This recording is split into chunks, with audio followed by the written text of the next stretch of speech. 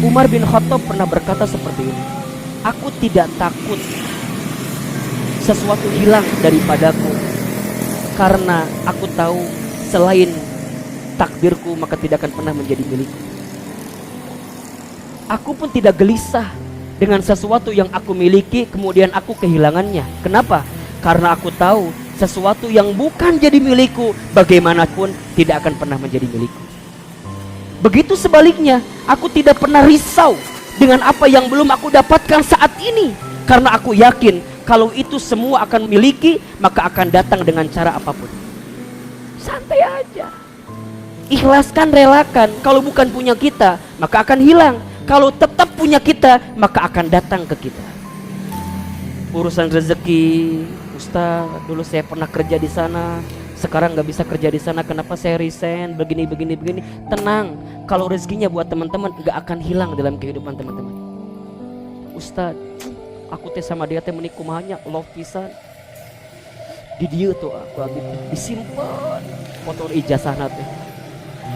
Dari TK, SD, SMP, SMA dikumpulkan ku abi teh.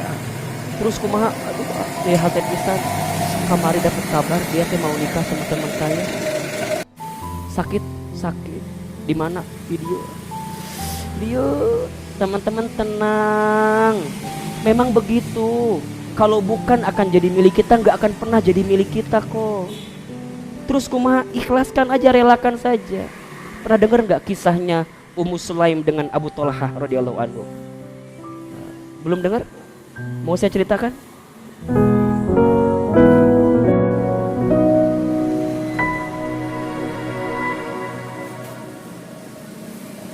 Yang membuat orang gak bisa ikhlas itu adalah takut dicela, takut dihina, takut dibully, takut direndahkan. Penilaian orang.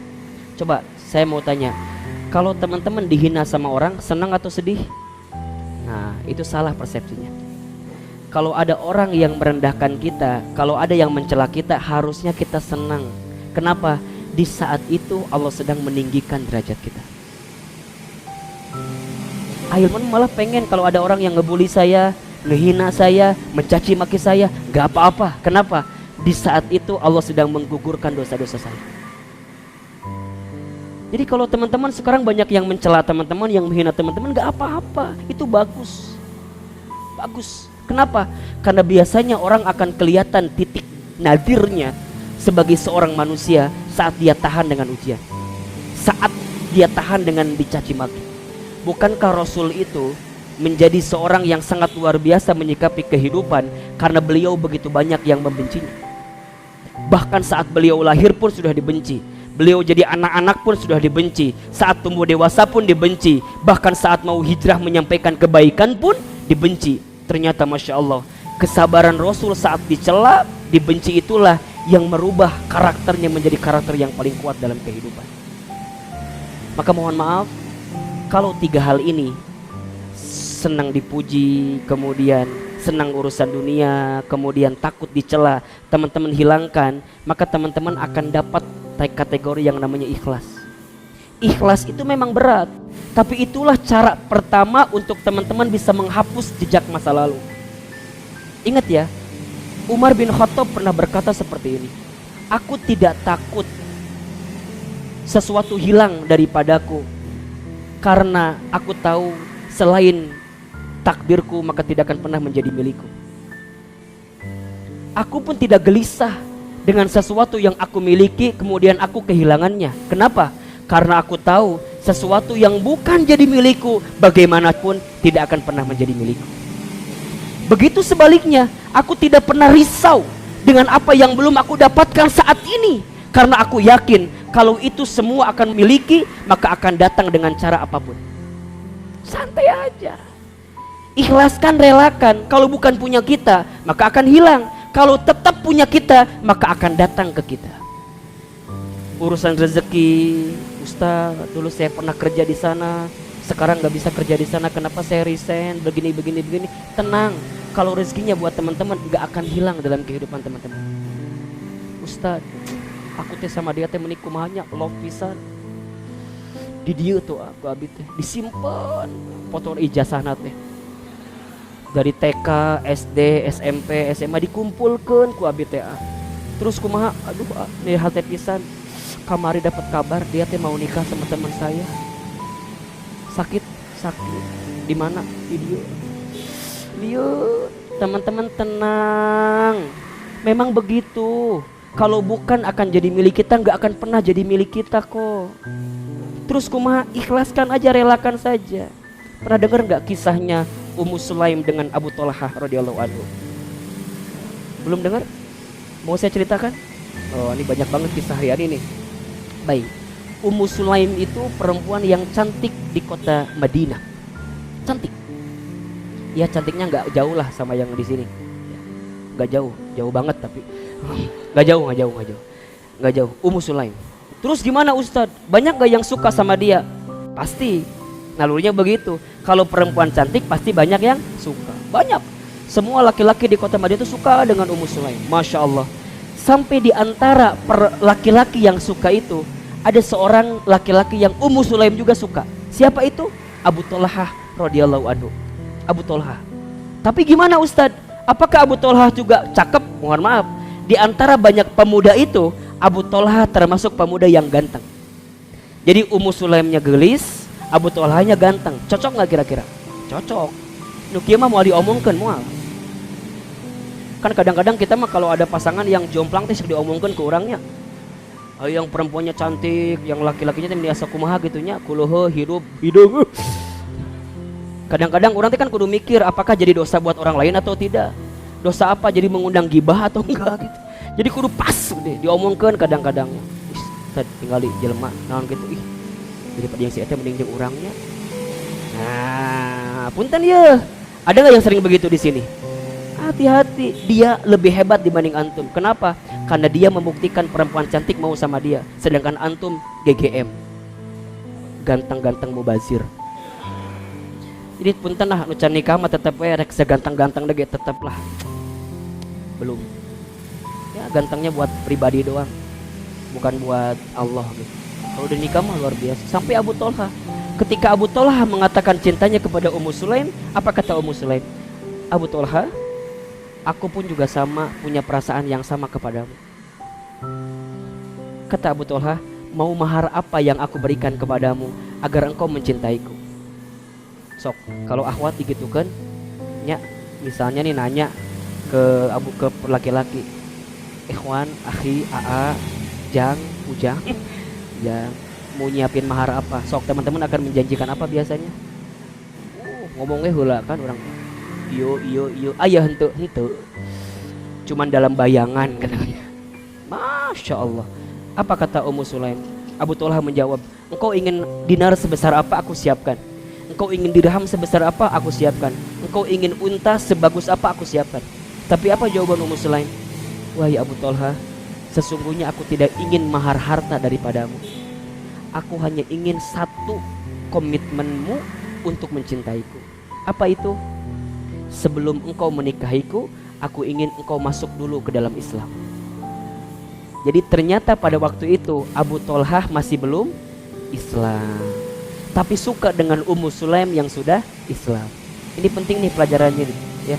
Jadi kalau ada perempuan nih yang kemudian juga dicintai oleh laki-laki yang mohon maaf mungkin bukan satu akidah dengan kita, maka target dakwah pertama adalah bagaimana membuat dia masuk ke dalam Islam, baru kemudian mencintai dirimu. Karena begitu banyak perempuan yang ketika bertemu dengan laki-laki yang bukan satu akidah dengan dirinya, karena alasan cinta, ujungnya menghalalkan berbagai cara. Ini bahaya. Singkat cerita, kemudian Abu Thalhah bertanya kepada Ummu Sulaim, wahai Ummu Sulaim, bagaimana caranya agar aku bisa mengungkapkan perasaan cintaku dengan berislam? Kata Ummu Sulaim, datanglah kepada Rasulullah SAW. Sampailah kepada Rasul, Abu Thalhah ditanya, wahai Abu Thalhah, benar ingin kau masuk Islam? Iya. Apa alasanmu? Tadi alasannya apa? Aku masuk Islam karena aku ingin meminang atau menikahi seorang perempuan bernama Ummu Sulaim. Pertanyaan saya, boleh nggak masuk Islam karena dasar, bukan karena Allah?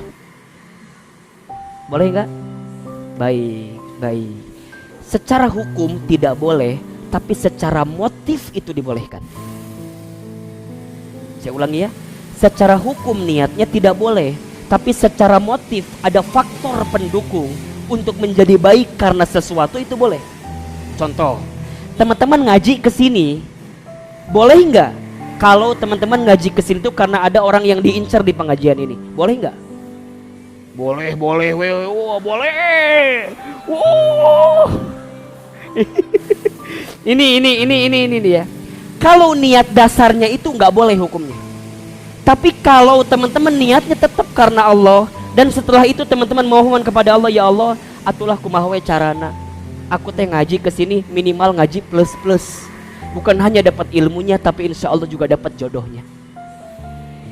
Jadi niat dasarnya harus karena Allah, tapi motifnya urusan yang lain itu boleh. Yang tidak boleh, urusan motif yang lainnya didahulukan daripada Allahnya. Maka ketika Abu Thalhah ditanya, wahai Abu Thalhah, kenapa engkau ingin masuk Islam? Abu Thalhah menjawab, aku masuk Islam karena aku ingin menikahi seorang perempuan muslim bernama Ummu Sulaim. Kata Rasulullah, perbaiki niatmu. Karena sebagaimanapun engkau akan masuk Islam, tapi niatmu bukan karena Allah, maka niatmu itu tidak akan lurus dengan apa yang kamu dapatkan. Sampai kemudian Abu Thalhah diajak oleh Rasulullah, masuklah kamu ke dalam Islam dengan niatan karena Allah, dan memintalah kepada Allah dibimbing untuk mendapatkan kebaikan-kebaikan dalam Islam, termasuk mendapatkan siapa? Ummu Sulaim. Maka kata Rasulullah, kalau begitu baik, aku akan nikahkan dirimu dengan Ummu Sulaim, dan sebelumnya aku akan terima Islammu. Maka berkatalah, asyhadu alla ilaha illallah wa asyhadu anna muhammadar rasulullah. Masya Allah. Singkat cerita, Abu Thalhah ganteng, Ummu Sulaim cantik. Pasangan itu menjadi buah bibir di kota Madinah. Kalau bahasa kita mah jadi apa ya, couple goals banget gitu. Jadi pasangan yang sering dibicarakan. Wah, ya. Siga pasangan nu ayeuna lah, restu. Dibicarakan apa gitu. Oh, dibicarakan sampai Masya Allah mereka itu menikah, kemudian jadi rumah tangga yang harmonis, sampai kemudian mereka punya seorang putra. Ketika punya seorang putra itu, maka Abu Thalhah mendapatkan ajakan daripada Rasulullah SAW untuk menyampaikan Islam ke daerah Afrika. Itu kasih. Maka ingat kata Ummu Sulaim, wahai Abu Thalhah, kalau engkau mencintaiku, maka berkorbanlah untuk Islam seperti apapun. Jadi kalau teman-teman nih mau nyari yang ikhwan yang mencintai kita, jangan ngasih standar dasarnya tuh. Boleh menikahi saya, tapi syaratnya Islamnya benar dulu. Hafiz Quran 32 juz. 2 juznya mah tambahan gitu kan. 30-nya kan itu wajibnya, 2-nya sunnahnya lah, nggak apa-apa. Surat apa misalnya juz 30, juz 29, nggak apa. Jadi target boleh. Kamu ikut dengan saya nikah siap, tapi tolong selesaikan bacaan kitab ini. Jadi tantangan jangan tantangan urusan dunia, tantangan akhirat. Sama kayak Ummu Sulaim, menikah boleh, tapi saat Rasul memanggil engkau harus berangkat. Sampai kemudian ketika perintah itu datang, Abu Thalhah yang lagi bahagianya karena punya anak, maka harus pergi ke Afrika. Singkat cerita, dalam sejarah itu diceritakan 3 tahun mereka berpisah. 3 tahun berpisah. Lagi hangat-hangatnya jadi couple goals, saling mencintai, tiba-tiba dipisahkan karena perintah Rasulullah SAW. Maka Abu Thalhah pergi ke sana. Bagaimana Ummu Sulaim? Ummu Sulaim rindu dengan Abu Thalhah? Iya. Abu Thalhah rindu dengan Ummu Sulaim? Iya. Masya Allah. Yang membuat Abu Thalhah juga kangen, bukan hanya kangen dengan Ummu Sulaimnya, tapi kangen juga dengan anaknya. Singkat cerita, pulang dari Afrika, kemudian Abu Thalhah sampai di rumah. Ketika sampai di rumah, Ummu Sulaim menyambutnya dengan hangat. Disiapin makanan terenaknya. Sampai kemudian malamnya pun Ummu Sulaim memberikan pelayanan maksimal kepada Abu Thalhah. Mereka seakan-akan menjadi suami istri yang baru merasakan malam pertama di malam itu. Jadi nikmat banget. Sampai ketika subuh, Abu Thalhah bertanya, wahai istriku, semalam aku baru pulang dan aku belum melihat di mana anakku.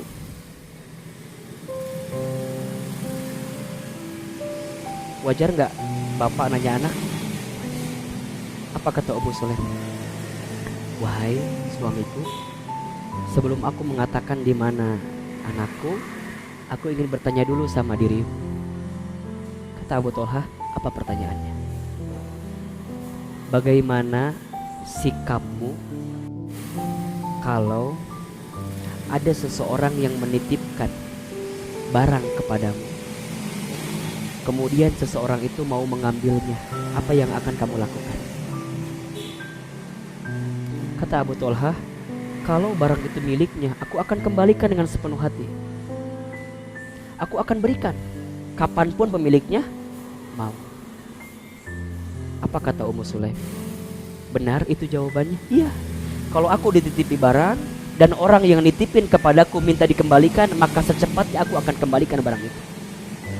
Kata Ummu Sulaim, wahai Abu Thalhah, suamiku, sesungguhnya saat dirimu pergi,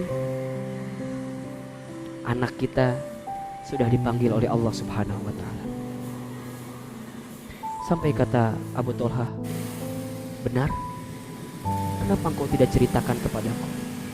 Kenapa semalam engkau masih melayaniku dengan baik? Kenapa kemarin engkau masih memberikan makanan ternikmat kepadaku? Dan di akhir ini engkau ceritakan bahwa anak kita pergi? Kenapa engkau tidak menceritakan itu? Kenapa engkau berbohong? Dan kenapa engkau sembunyikan itu semua? Marah, karena seakan-akan apa? Enggak dikasih tahu, disembunyikan. Sampai kemudian Abu Thalhah melaporkan kepada Rasulullah SAW. Ya Rasulullah, sesungguhnya aku mendapatkan kabar duka. Aku kehilangan anakku, tapi istriku tidak menceritakan kepadaku. Bahkan semalam aku pernah dengan istriku bermain seperti biasa. Aku merasakan nikmat, diberikan masakan yang enak, tapi istriku tidak menceritakan tentang kondisi anakku yang dipanggil oleh Allah Subhanahu wa ta'ala.